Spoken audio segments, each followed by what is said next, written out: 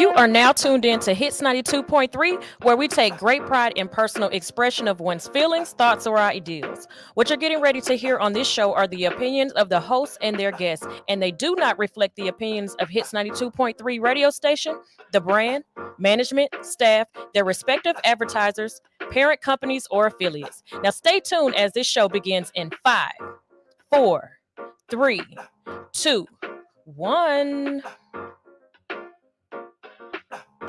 Yo, yo, yo, yo, yo. Yo. Morning. What, Wednesday? Thursday? Thursday.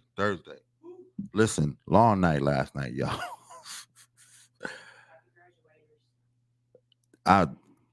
Bro. Hold on. It's GOAT Shop. You know what I'm saying? Thursday morning, I am Stoner Brown. I'm Pushalini Da God.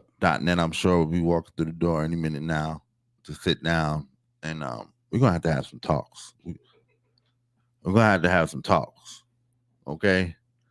Atlanta, I don't know if y'all had y'all AE1s laced up tight last night. I don't know if you had them didn't put them in sports mode like the kids say. That was I don't know, man. They took an L, bro. They took an L. They actually gave themselves an L. You know what I'm saying? They were in command of that game and just let it slip out their hands. I don't even know. You know what you like? That's the part about being a fan. You know what I'm saying? And rooting for a team. When they lose, it's like, bro. That shit devastating.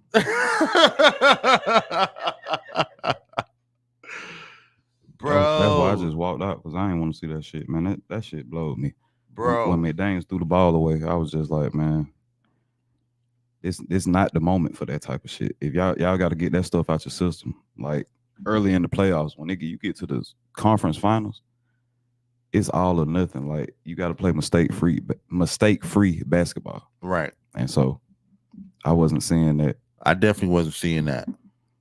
I saw Ant-Man throw the ball away at least 3 times. I was not seeing his shot wasn't really effective last night. Yeah, he wasn't effective last night. He really didn't attack like I expected him to do, like he did in, Game 7. Game 7, he made it his business to attack. He was like, look, we're not gonna win this game. I'm gonna take the chances, I'm gonna take the shots. They moved the ball around well. The rest of the team actually produced. Like, the production was there. Cat produced. The kid Andrews came off the bench. He produced. You know what I'm saying? The production was there. Gobert was Gobert. You know what I'm saying? He didn't get cooked too much last night, but there was some just big man questionable. Yeah. Misses. And moves. Like, again, what's up with the volleyball taps on the rebounds, bro? Grab the ball. Or at least attempt to get the ball. Stop watching the ball go over your head. What's my boy name? Gafford and Lively. They're not the smallest guys, and Lively, he definitely has athleticism. So I'm not gonna act like they're non-factors, but Rudy Gobert, it was the biggest man on both teams. Mm-hmm. Which by default made him the tallest man on the court last night. Mm-hmm. So it really shouldn't have been you the defensive player of the year. On top of that, you really shouldn't have had much trouble getting rebounds, in my opinion. I think he should have been able to get more boards. I don't know. I mean, at least putbacks.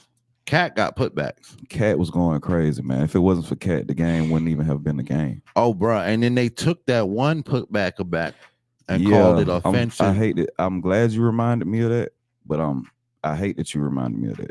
I feel I'm torn. Pause. Cause what is that apart? How is that apart? Vaginal tears.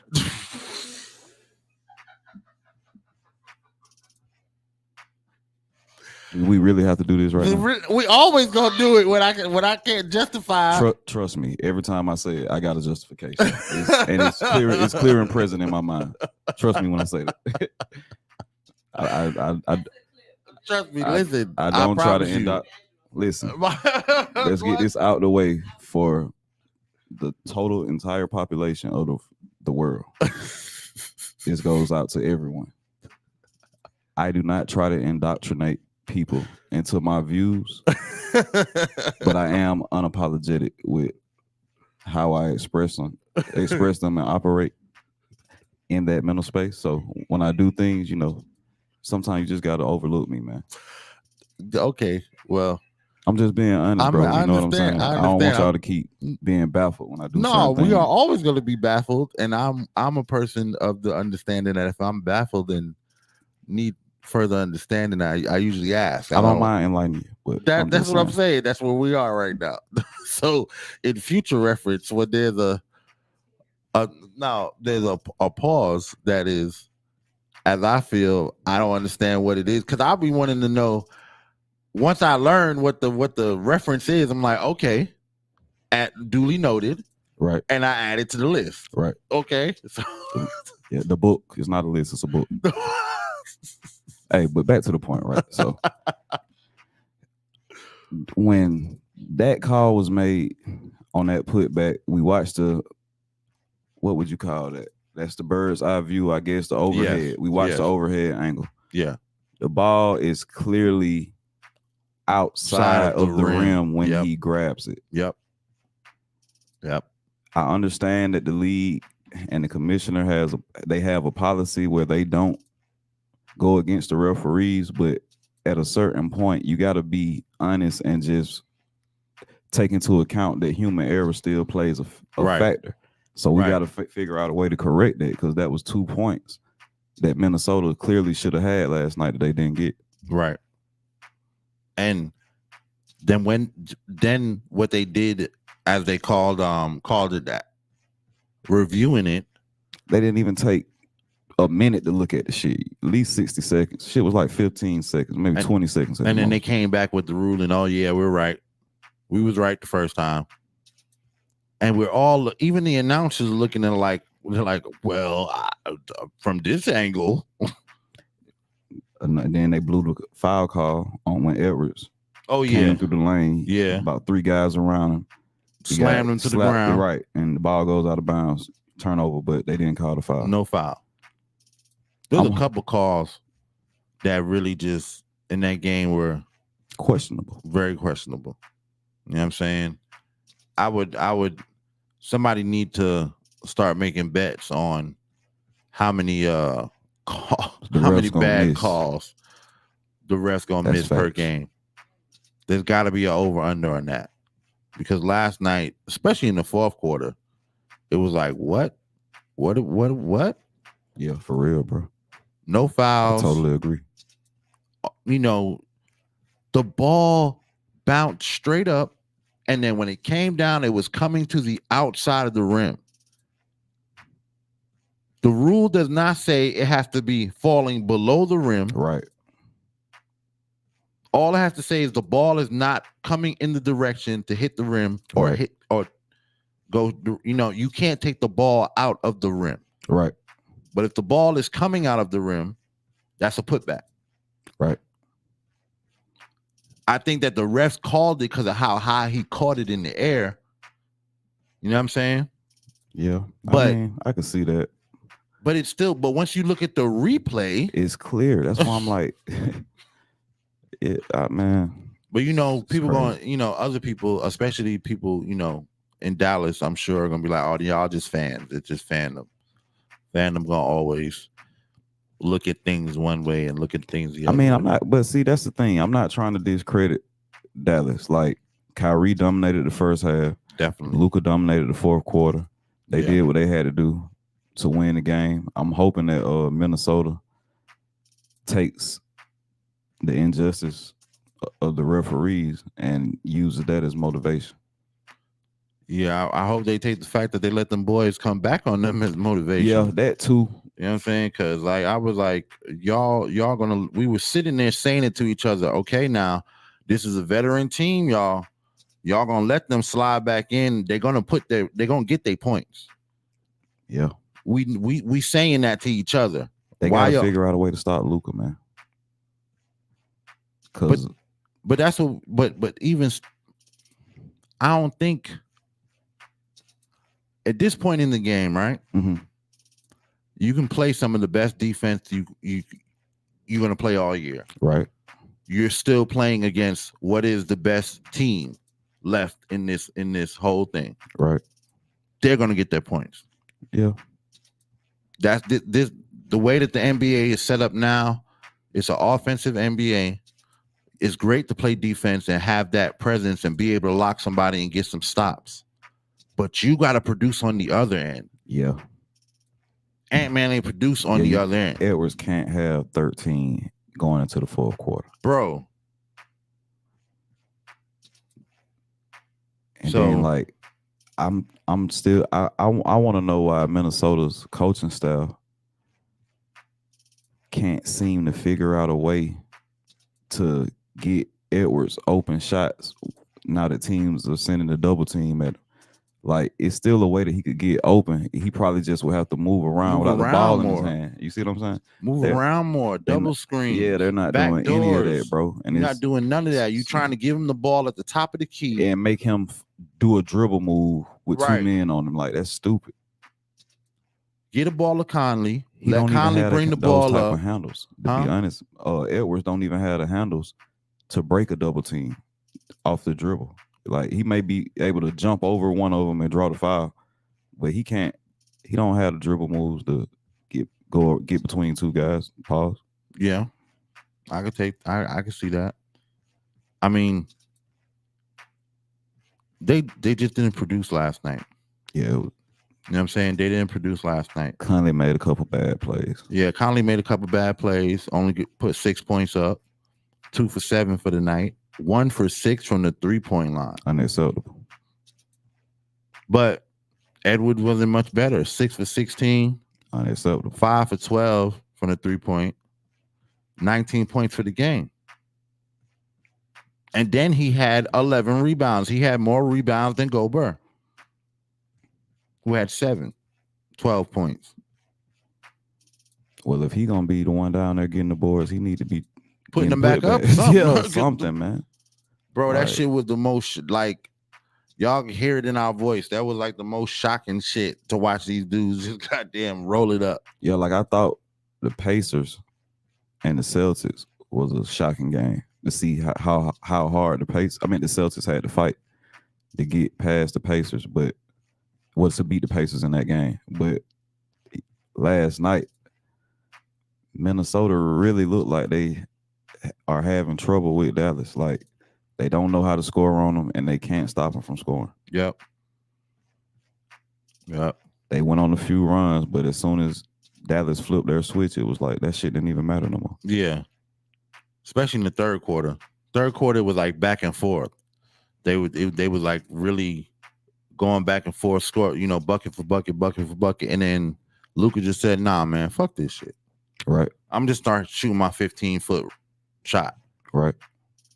And just started draining them. The nigga went on a 7-0 run by himself. Right. I don't see how you let this man come down and pull up from the same spot. Consecutive possessions, like over and over and over right, bro. when the game is on the line, that's why I'm kind of blaming the coaching staff, bro. You got to blame the coaching staff, but you also got to. I'm blaming the players, because you're on the court with him.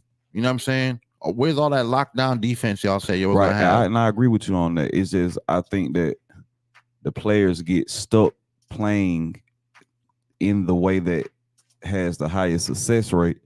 And right. then and when the coach is the one who needs to be making the adjustment. When you run into that one, to use the boxing analogy, counterpuncher, right, who can just wait it out and then catch you slipping type thing. Like, they don't seem to have a way to respond to that. Yeah, the coaches didn't say, all right, y'all. It's like they're counting on stopping you and then just scoring however they can. And with Dallas, they're gonna have to stop Dallas, and they're gonna have to have a definite way to score. Yeah. Like Kyrie went for 24 in the first half. If he even would have came out in the second half, he ended the game with 30. You see what I'm saying? If he would have tried to kill him again in the second half, and Luka gave you anything, I don't even know what the game would have looked like. Yeah, because the game ended up being 108, 105, and on some. Yo, that last 2 minutes of that game was the weirdest as far as referee calls and mistakes and weird. You know what I'm saying? You down by 4. This is the last play of the game. Last plays of the game. Somehow they get the ball to Conley. He takes a shot with 1.8 on the clock. Mm-hmm. His foot is like damn near on the line. So much that they had to review it. It's a 3-pointer. He got fouled. So that sends him to the line. Right. So you basically have a shot to make a 4-point play here. If he hits the first 2 shots, misses the third shot on purpose, and one of the teammates grab it and puts it right back up, or tips it to a shooter, and that shooter takes a shot. 2-pointer, 3-pointer wins the game, 2-pointer ties the game. Right. You know what I'm saying? Steps up to the line. Now, this is a 91% free throw shooter for the year. Steps up to the line, hits the first one. Takes the second shot, misses it. That's how the game ends up being 108, 105. You know what I'm saying? Takes the third shot, of course. They missing it on purpose to try to knock it out to somebody on the 3-point line. Right. You know what I'm saying? Freaking Kyrie gets the ball. Kyrie gets the ball with the tip. Bro, that shit was some of the most. It was like, man, dog, like, what are you? But it was the same thing that we saw with the Pacers and the Celtics. Yep. The experienced team that had a game plan that's been working and they've been putting into action came out and put that shit into action. Right. You know what I'm saying? The young team that's just trying to figure it out and been really going off of just raw talent. When it's crunch time, they don't know what to do with the ball. Same thing we saw in the Pacers game. When it was crunch time, Halliburton and them boys did not know, and Siakam and Turner did not know what to do with the ball. They did not know how to finish. You know what I'm saying? This game, same thing. Like, bro, 13 points in the half, bro. Ended the game with 19 points. That means in the second half, he didn't score in the third quarter. That's what I'm saying. They got to figure it out. How you don't score for a whole quarter? I saw the same shit against Denver, and then some magical way. Right, they just pulled it together. They pulled it together. But look, man, we're going to take this first break, and when we come back, we'll probably want to talk about the Cleveland got rid of their coach. Yeah, Cleveland fired Cleveland fired Biggerstaff after 4 years. After 5 seasons. Anyway, when we come back from break. Hey, the secret's out. Hits 92.3 is now accepting submissions for brand new shows. That's right, you could become a radio personality right here on Hits 92.3, the real definition of internet radio. You don't have experience? That's okay. You don't live in Georgia? That's okay. You don't know what to do now? Now that's not okay. But your girl is here to help you out. Email us today at hits923newshow@gmail.com and tell us about your potential show with Hits. Again, that email address is hits923newshow@gmail.com. Don't be last. The slots are filling fast.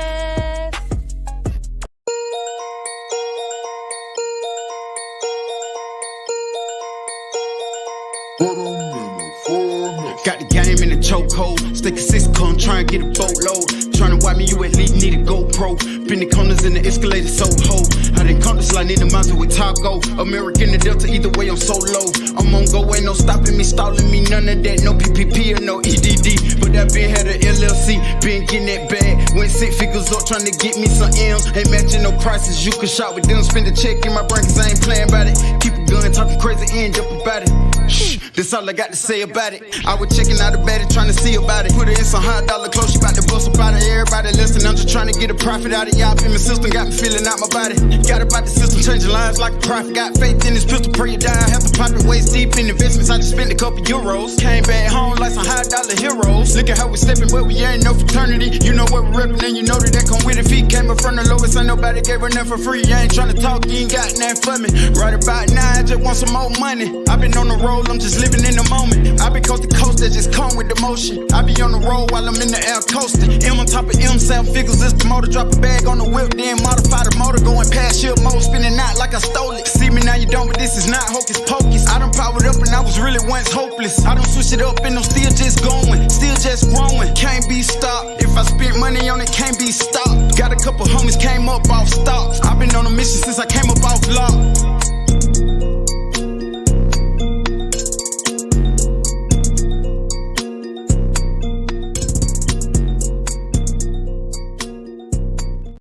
On the GOAT Shop Sports Talk Live on Hits 92.3, the real definition of internet radio. Before we went to the break, Stoner Brown mentioned that Cleveland fired their coach. Is it PJ or JP?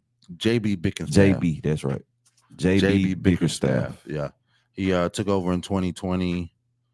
Record was 170 to 159. So guess he won 11 more games than he lost in 5 seasons. Yeah. I mean, when you do the numbers, it doesn't look as good, but he came in and rebuilt that team. You know what I'm saying? And they made the playoffs the last 3 seasons. So that's not horrible. You know what I'm saying? Yeah, I don't. Well, I would be lying to say that. I can't say I don't understand. I don't agree with the way that the NFL and the NBA they've adopted the policy to where when a team doesn't win a championship, it's always the coach's fault.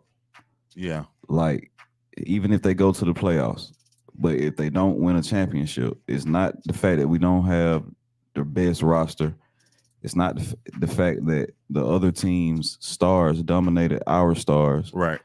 It's the coach. It's the coach. And I know it's things off the court, you know, that us probably like 75 to 90% of what goes on is off the court when it comes to the organization as a whole. We just get to see the actual final product, which is the game. Which is games. But yeah. I just don't see how. It's the money, man. It's the money because even though the coach's contract is pretty big, is always pretty big, the players are making more than the coach. Right. You know what I'm saying? So I feel like a lot of time what I realized like back in the early 2000s, firing coaches was the way to shake up teams. You know what I'm saying? Okay, right. Firing coaches is the way to, oh my God, we did so bad that the ownership doesn't, you know what I'm saying? Blah, blah, blah. Right. Yeah, then the next step is who's going next type shit. Right, who's going next? If you see the coach going, you better know that some of this roster is getting chopped. Just by default, the new coach may not like some of the pieces. Right. So some of y'all, so just get ready to understand we got rid of the head. So now there's gonna be other pieces going with it. I wish that it didn't go that way, like you said, because I feel like it's such a microwave, you know, hurry up now type thing in the NBA and the NFL. You know what I'm saying? It used to take 10 years to build a team that was gonna be, you know what I'm saying, making a run for the championship, like a real run for the champion. We built this team and blah, blah, blah. And you know, we just like, you know, I like Golden State. You know what I'm saying? Right. That Steve Kerr just slid right into. that was already, but Mark Jackson built that team for about 7 years Right. before Steve Kerr comes in. Facts. You know what I'm saying? And at that point, it's a program and a culture that Steve Kerr can pick up and take to the next level and make them a real championship organization. Right. But bro, Mark Jackson put years into that program. Right. You know what I'm saying? Same thing like with Eric Spoelstra in Miami. That's Eric Spoelstra and Pat Riley. Right. Pat Riley put years. Pat Riley never had to worry about getting fired. Right. But you know what I'm saying? But Eric Spoelstra now, he earned that because he put 10 years into that program, building it. Then he had LeBron for a while, so that gave him the ability to attract a whole bunch of players and build a culture of a team. You know what I'm saying? JB Bickerstaff, yeah, like I said, the numbers don't look great, but they've been to the playoffs 3 years in a row. Right. You know what I'm saying? And it's not you. Of course, he could have did different things, did things differently. But I think that that's just saying, hey, coach is gone, new coach coming in. Expect these players to. There's going to be players, his decisions. I think this is my, because everybody in the bull room, pause, where they make all the decisions. You know what I'm saying? They all got to sit down and say, all right, this is who we want to draft. This is who we want to trade for. This is what, and then they make those decisions. Coaches don't just do it by themselves. You know what I'm saying? So there's a couple niggas who he done put his name up for. They gone first if they ain't produce. You know what I'm saying? I'm sure Mitchell not gonna go nowhere, but they gonna clear house and get a new roster. You know what I'm saying? And that's what I be feeling like with the coach when they fire coaches. It's really a way to just regime change and let's start over. You know what I'm saying? But I feel bad for the coaches because they don't get the time that they really need. Right. 4 years, dog. 5 years, Right. 5 seasons. That's what I'm saying. You've hired me as a coach and you don't have a championship caliber team when I get here. Like, but then again, I don't know, man. Maybe these organizations by default, they have to believe that they have that team. Like, yeah. Like they probably do think like, oh, we really got a chance this year. When for us as fans, we're like, you're not getting past certain teams. Like, right. You're not gonna get past Giannis. You're not gonna get past LeBron. You're not gonna get past Durant. You're not gonna get past Kawhi Leonard. You're not gonna get past Steph Curry. Like these teams that are the Nuggets, and Minnesota. Like they're emerging, but it was already a playing field full of stacked teams already before they got rolling. As a fan, I'm like, you are a playoff contender, but from round one all the way through the championship and potentially having to go 7 games in every round, you're not beating some of these more experienced championship caliber teams. Right. If there's a ring on that team, you're probably not beating them. Right. Right. If there's a ring on that team, you ain't lying though. And so you think that organizations, I just think it's about making the money fast. You know what I'm saying? I think that as fans, we look at it one way. Even as, even as sports analysts, we look at it another way. But millions of dollars on the line, and I need to put butts in them seats, pause. Right. You know what I'm saying? I might cut a coach. You know what I'm saying? And let's try something else. You know what I'm saying? And I can't really try something else and make that coach do it. You know what I'm saying? Because he's been building a program to go one way. Right. You know what I'm saying? Especially in the NBA. It happens in the NFL just as much. Where it doesn't happen as much is college. College teams are allowed to, they be having 5, 6, 7 years. And well, it depends on where you coach at.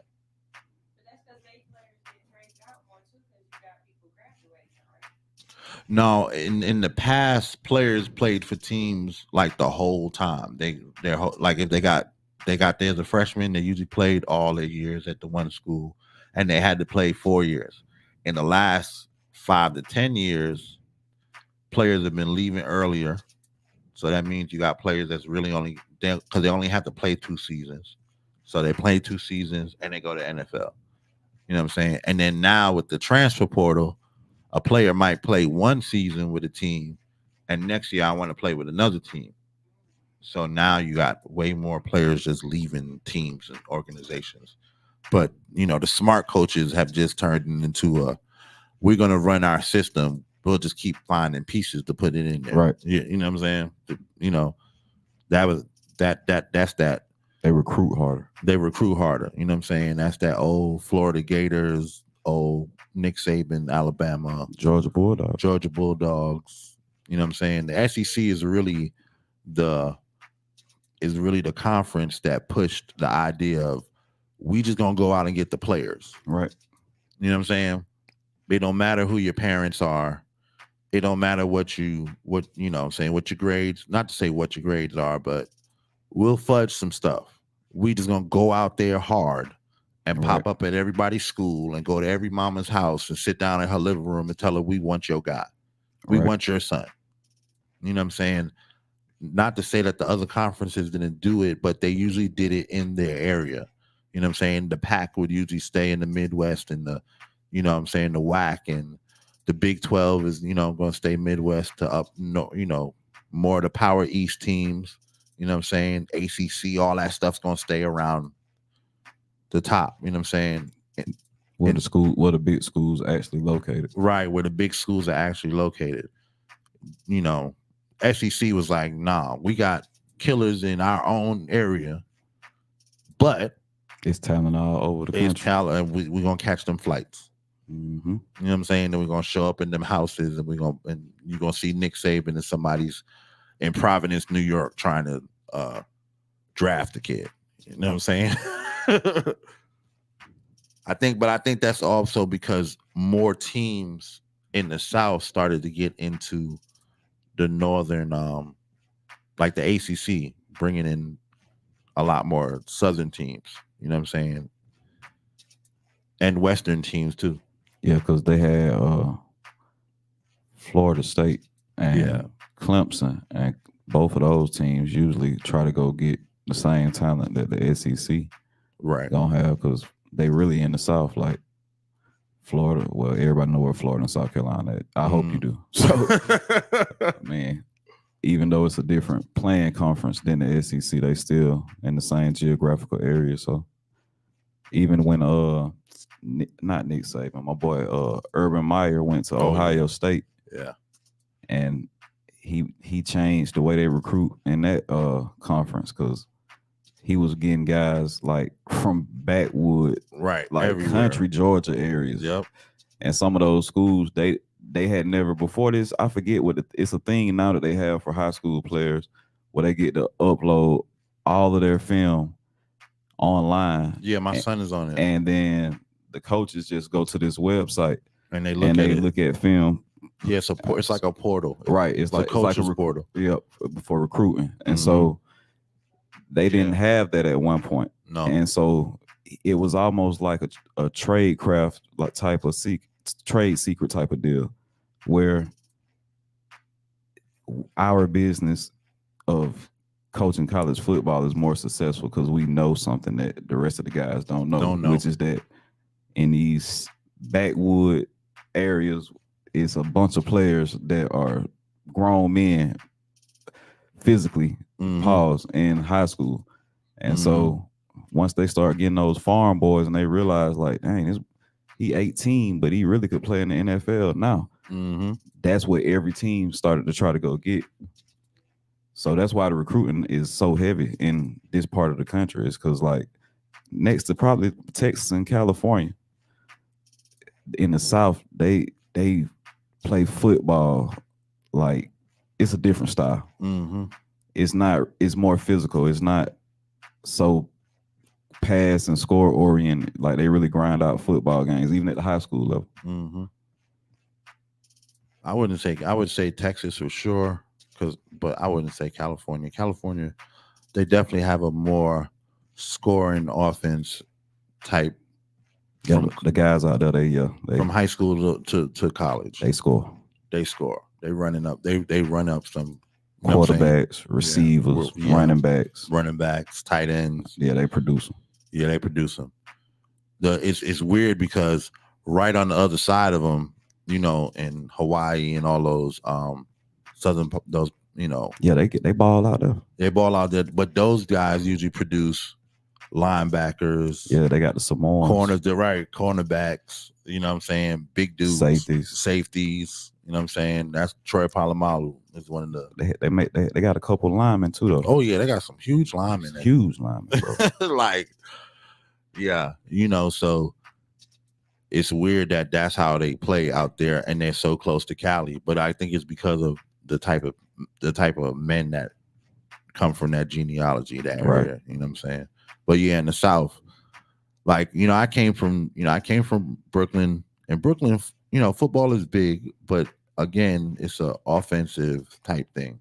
It's not a lot. We play a lot more, you know what I'm saying, man in the middle, or a lot more, you know, with hike the balls, one dude guarding you and everybody else is running. Right. So you got 6-7 receivers, right. Really. You know what I'm saying? And right. we're really not running no plays, playing street ball. Right. You know what I'm saying? Then you play a little organized ball and you learn about lines and stuff like that. But even with that, the coach is more concerned about the quarterback, running back, because he needs ball skills and scoring. I need y'all on the line just to make sure these guys don't get over here. Mm-hmm. You know what I'm saying? You just stop them from getting across. And I'll let these other guys throw the ball and run the ball and all that. You know what I'm saying? Right. When I came to the South, I went to Southwest DeKalb High School, and I watched high school ball out here, and I was like, yo, these dudes are huge on the line out here. That's what I got to do this year. I've never seen any of the Atlanta high school football teams play. Oh, bro, we got to go to one of Zion games. Bro, I've never seen no high school. Yeah, we're definitely gonna go to. It's his senior year too, and he's starting. We're gonna go to. We're gonna go to Zion games. Yo, I used to go to. There's a kid named, well, not a kid. He's grown, man. Anybody on Facebook know Big Samuel Stevens, bro. When I say this man was built like, remember Jamal Anderson? Yeah. With the huge hips and the huge torso. Yeah. That's what he was like in the 11th grade. Mm. He was a lineman, of course. When I tell you I seen that nigga pancake more niggas. For real.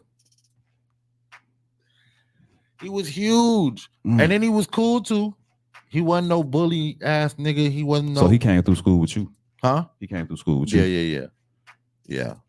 I went to Southwest. Shit. Quincy Carter came through that, right? Like the same year I got there, he graduated. For real? Damn. Yeah. Mm-hmm. Same year I got there, he graduated. Goddamn, I can't remember. This kid named Smoke that went on to play basketball in the NBA, but I can't remember his real name. But he didn't make it far. You know what I'm saying? But he made it through college. It was, you know, Southwest had a lot more of is a lot more of entertainment in Atlanta. Like, a lot of people went to that fucking school. Rashawn Ali went to that school. Scrappy went to that school. Goddamn, Rico Love went to that school. Goddamn, a lot of people went to that school. Zaytoven went to that school. Ben Frank Jr. went to that school. A lot of people. Remo, goddamn Fat Man. A lot of people went to that fucking school, dog. It was one of them schools, you know what I'm saying? And all the kids that went there, we was just going to school. We didn't realize what we was doing around. Shanad Johnson went to that school. I went to school with Shanad. Cat Eyes DJ Holiday went to that school. That's crazy. They used to call them Cat Eyes. We all went to school together. They was on the football team. That's dope. Tory Wright went to that school. Like, a lot of people went to that school, dog. We were all there at the same time, going to school, just being high school kids. But even back then, Archie went to that school. Even back then, we for like 1 year. Like, bro, it sound almost like that shit was a rites of passage. Like, niggas damn near probably was trying to go to get transferred or like get their address Now changed. Southwest was where you wanted to go. That's what I'm 'cause saying. That's what listen, it bro, sounded like, bro. Southwest had in that area, Southwest had the baddest. For real. Southwest had the baddest bitches. But guess what though? Like Better than from the history Tri-Cities, that I've learned about better than DeKalb County, Columbia, better that than makes Stevenson. sense. That makes sense. Southwest had the baddest. They had the baddest. So like Southwest divas look like Clark Atlanta chicks. Mm. You know what I'm saying? Like they divas for they Dance football, line. they little dance look like Clark Atlanta chicks. You know what I'm saying? Shit, Erica Banks went there. Like a lot of people went to fucking Southwest because it was the school, and that area South DeKalb was actually really nice and really upcoming and really successful black people. You know, like that was the second fastest growing successful black area in the country. Right. South DeKalb. You know what I'm saying? And the first at the time was Fulton County. You know what I'm saying? And all this came from Oprah's telling people on her show that the best place she can see for black people to move is Atlanta, Georgia. And she said that 2 years before the Olympics. Right. By the time the Olympics came, and then remember, this is all wrapping up off of Freaknik too. So all the kids that was going to college between 92 and 96, as soon as they got out of college, came back to Atlanta to relocate. This is where I'm going to live, buy these houses, raise their kids. So now when I get there, like 97, 98, all these kids is just, we just know, you know what I'm saying? We just regular kids. You know what I'm saying? Scrappy we went to church together. Scrappy used to go by a name called Tick. The nigga used to dance and shit. Nigga used to walk around looking like Cisco with platinum blonde hair. Dead ass, bro. Dead ass. And listen, bro, I'm gonna tell you this. But Atlanta was a dancing city though, so that Atlanta makes was sense. Right. Atlanta was a dancing like, city, when I bro. used to come out here as a kid, going to Cascade, like, come on, niggas. Bro, you go to Cascade and there's more niggas dancing than skate. Yeah. Like it was. I remember seeing dance groups, like groups of niggas dance battling. I had never seen no shit like that. Yeah. I'm like, I thought that shit only went on like up north and shit. No, bro. Man, niggas was dancing like a motherfucking niggas was when I moved to the A, niggas was dancing like a motherfucking goddamn Tick, Yeet. Oh, I can't. Goddamn, and I think I ain't gonna say it on the air, but I think I know who that is. Anyway, like Tickin', you know, Yeet, like niggas like y'all niggas ain't seen Remo back in the day. No. What? Dang. I seen Remo I used to see Remo and Scrappy battle every week.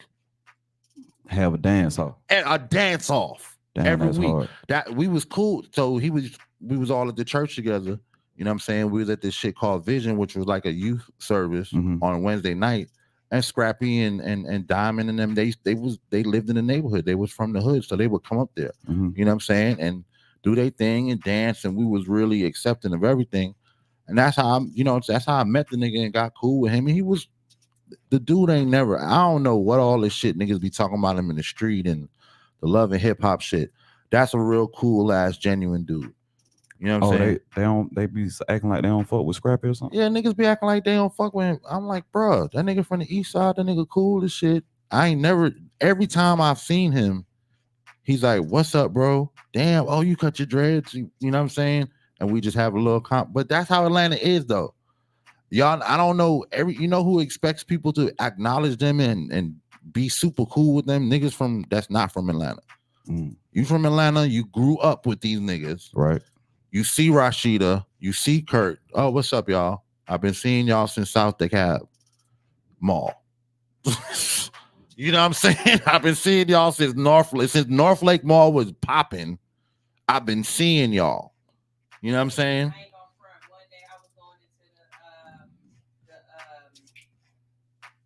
the gym. My kids was at the center, and Candy's ass walked past me, and I was like, "Oh, your outfit cute," and kept moving like. And I knew exactly who she was, but you don't fan like nigga. We all stars, right, nigga. We all stars in Atlanta, nigga. I definitely get it. I'm in Dick's Sporting Goods the other day, a couple weeks ago, and I see a crowd of niggas coming to me. You know, a line of niggas, an entourage. But I'm blind. So I don't know who it is, and I'm not really caring. I'm looking for some shit for my kids. When I spin back around, bro says, "Yo, what's up, bro?" I was like, "Oh, what's up, bro?" It's Boosie with all his kids, and they going shoe shopping, just like I was doing with my kids, taking them Easter shopping. It was Easter weekend. Okay. You know what I'm saying? So I took them to Dick's to get some cleats, and before we went up the road to get some shoes and shit. You know what I'm saying? And I see the nigga, and it's like, whatever. You know what I'm saying? What's up? What's going on, bro? This Atlanta, bro. I don't know. Whenever I meet other man, I saw a dude. He's kind of, kind of standoffish. He didn't really want to talk. Nigga, he don't got to talk to you. Right. At all, dog. He don't got to talk to you. Yeah, because people fail to realize, like, when you catch those people out like that, you're catching them on their personal time. Right. Like they're a celebrity when they're getting paid. Right. Or when they're trying to promote their latest product. But if you don't catch them in that mode, it's almost like you want them to fabricate a vibe for you, right, so that you can get the experience that you've been getting through the TV, right, or through the radio. You see what I'm saying? Right. You want me to. It's almost like you got to give them a performance. Yeah, they always supposed to be on. You see what I'm saying? And that's not how life works. Like, that's not reality, bro. It's not your own private show, and your enjoyment for them is work. So it's not even, they don't even get the kicks out of it that you may think they get. Like, the demand that comes with that shit is very high. Like, bro, I commend Boosie for going to as many Hawks games as he going, and when they drop that swag and surf, that boy go crazy. That boy go crazy. That boy go crazy. If you this the clip. That's if you ain't never been to an Atlanta Hawks game, home game, and seen Boosie on the goddamn Jumbotron, on the Jumbotron, or even seen him on the floor, because last time we had seats close enough, we saw him from. I mean, everybody in there should be. Everybody should see that nigga. If you can see the game, you can see him.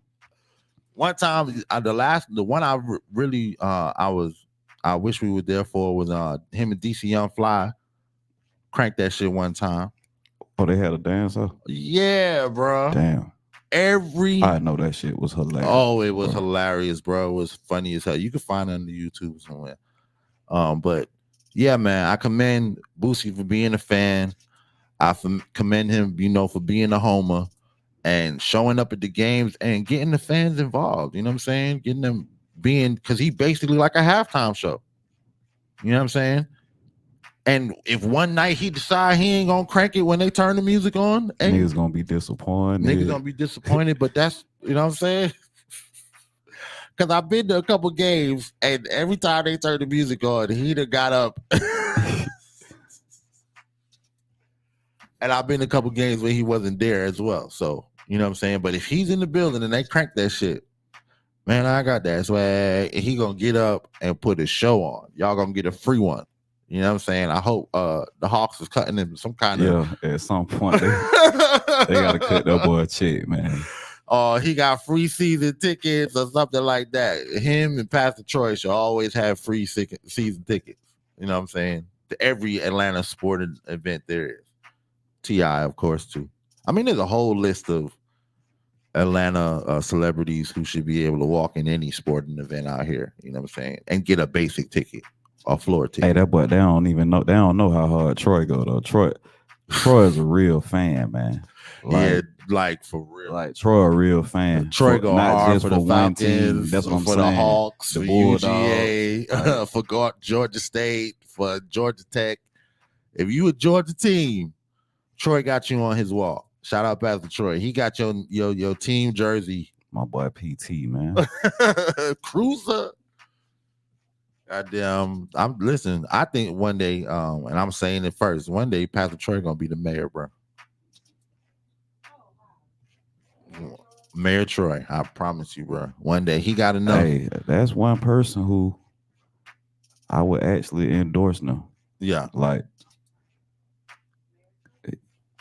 because he really is a man of the people. Like everybody knows him. Like, bro, not in the streets in the criminal sense. Right. Bro is in the streets amongst the people, dealing with the people all the time.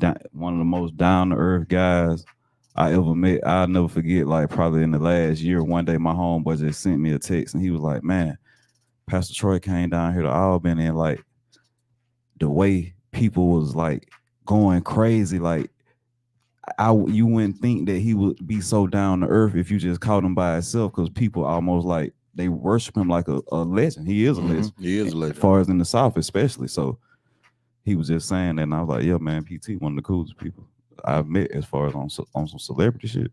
Yeah, he do a back to school drive. He do a summer food drive. He do a Christmas drive. Like he always doing something. Stay doing something. That's what I'm saying. Back like to the people, like especially when it's warm from spring through summer. Yeah. He always got something going on. Outside, car wash everything, or something. Cookout. Man, y'all pull up, man. Y'all pull up. Y'all pull up. You know what I'm saying? You know what I'm saying? We finna go around here and do this. Y'all pull up, man. Yep. Pastor Troy, he did something for Easter.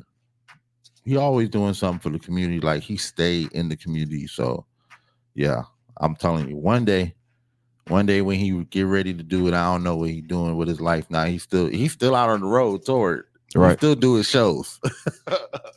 And so I don't know where his life at now. But one day I definitely think we're gonna have a Mayor Troy. You know what I'm saying? Could you imagine at the day of inauguration they play it? Like the first. Are we ready? Help me ride. Right. Oh. Troy might tell him, no, don't play that one. Don't skip that. That's the old Troy. That's the old Troy. For real, boy. Oh, boy. You're right. At the first line, he should say, now y'all know this is real vice versa right here. That's the first line he should say. It is the inauguration. Troy, I know you gonna see this goddamn, and then on this campaign train, and look, and you need to. You a real DSGB. You gonna be voting for me. Hey, for real. And you need to get and you need to get Fabo on the campaign too. Somehow, whatever when you and that Fabo. DSGB, that's how he gonna get all the white vote. I'm a real down south Georgia boy. I like that Troy fellow. You got Fabo up there campaigning, talking about, hey, tell your Aunt Barbara to vote. All the Barbaras vote. What you doing? What you doing over there? You know, Fabo be watching too. Shout out Fabo. Shit, but I really ain't got nothing else. That's it. That's it. Hey, man, look, I can see that, boy. Listen, I can see that. What's that beat? Yeah, that Laffy Taffy beat in the background, just playing just enough so you can hear that Troy campaign speak, and Fabo standing behind the you know what I'm saying? Your campaign entertainment was provided by Fabo of D4L. Oh my God, goddamn. Yeah, there it go. That's there it. Go, down South Georgia. Down South Georgia voters, man. Y'all get out there and vote for P. Y'all get out there and vote, goddamn. That we not gonna slide past. That'd be a real good vote campaign. Hey, at least if not mayor or city commissioner or something. Right. Like. You know what I'm saying? Come on, Troy, we nominating you for something next go around. That's what we using that campaign. All right, PT, you see you got a few staff members already now. Got some somebody campaign staff already. Make sure y'all tag Pastor Troy when we make the clips. Yeah, look. And look.net, we ain't gonna let you slide past. You gonna get when you come in here tomorrow, we're gonna have some conversations. You know what I'm saying? I got to order a big old goddamn pepperoni pizza for you and the guys. And wear your shoes laced up tight. Okay. It's the GOAT Shop, man. I'm Stoner Brown. I'm Pushalini Da God. Damn, he not Hood Unicorn. .net was with us through the internet. What you call it? you know, The worldwide. is it the cybersphere or digital world? What is the proper term for the digital world? I don't know. I think the metaverse. I guess. Yeah. He was with us through the metaverse. Later, y'all. Boy, just be yourself. If people don't like you if you're being yourself, fuck them. Tell him again, fuck them. Yeah. I'm trying to tell you. I'm me, ho. That's all I can be, ho. Everyone else is taken. Ever been happy to help a motherfucker, then when you need help, motherfucker said ever felt like you be there for motherfuckers that never be there when we there? So hard to know who really care for and love you, cause all the above is a mouthful of. That's why I stay out the way hollering. Then give me some pussy and sleep in it. Ho. Fuck em. I'm me, ho. That's all I can be, ho. Everyone else is taken. Get the fuck out my face with that gibberish. All that say chasing prohibited. Most them little bitty rotisseries giving that kitty the hell for the city. So slim it for sure, keep it pimping. You come with them gimmicks, them hoes get the shimmy like I'm about to blow like a semi. So